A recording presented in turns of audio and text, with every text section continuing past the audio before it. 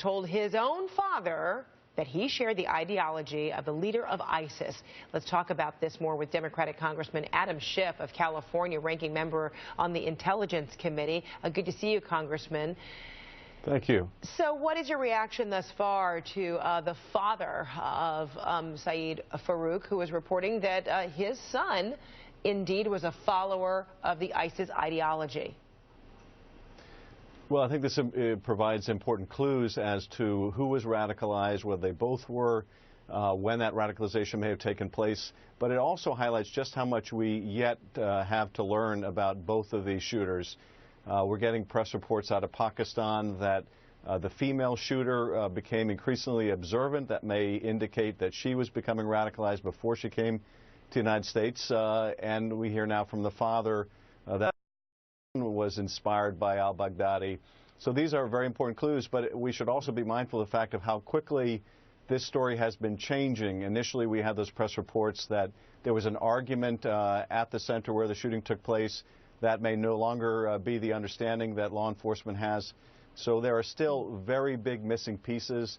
And when you look at some of the electronic information, which I can't go into at this point, that also is a bit perplexing, and we have a lot more to learn from electronics that are being exploited.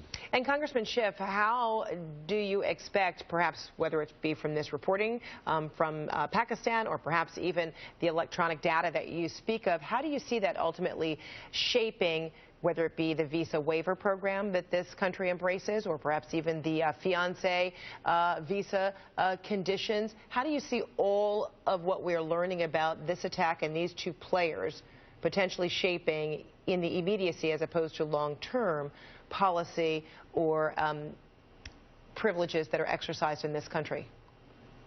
Well, this is one of the cardinal reasons we need to get to the bottom of just what took place and when the radicalization happened and how they went about this awful shooting spree, because we want to take steps to prevent it from happening again. And knowing where we may have missed clues is important to making sure that doesn't happen.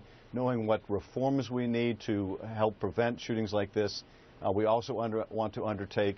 But it's important also that we not be confined by just the fact pattern here.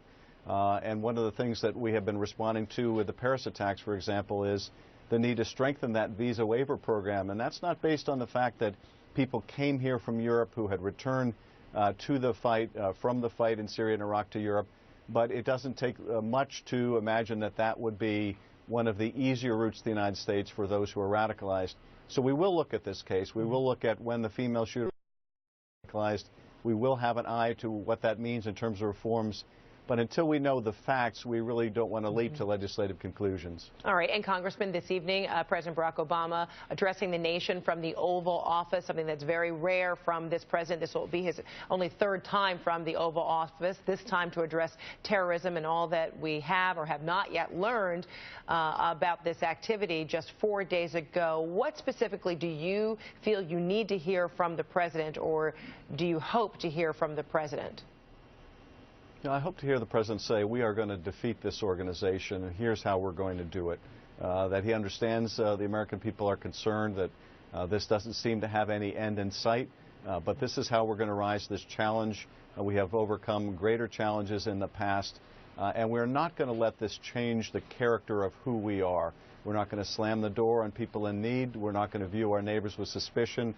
We're going to adhere to our values, but we are going to take the fight to this enemy, both militarily and ideologically. Well, sorry to interrupt, but haven't we already heard that from the president?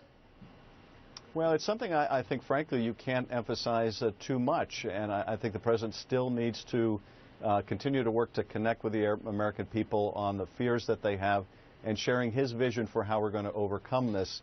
My district is not far from where the shooting took place, and talking to my constituents, they're really worried. They don't see an end in sight to this. They want to know how they should evaluate what just took place along with all the other mass shootings, and they're looking for answers. And I think the president will try to give some of those answers tonight, but it won't be a single address. As we've seen, he's given many statements recently, and that's going to have to continue. He's going to have to continue to share his thoughts with America about how we can defeat this scourge of terrorism. So the language coming from, whether it be the White House or even the FBI, as of late has been the suspicion of terrorism. But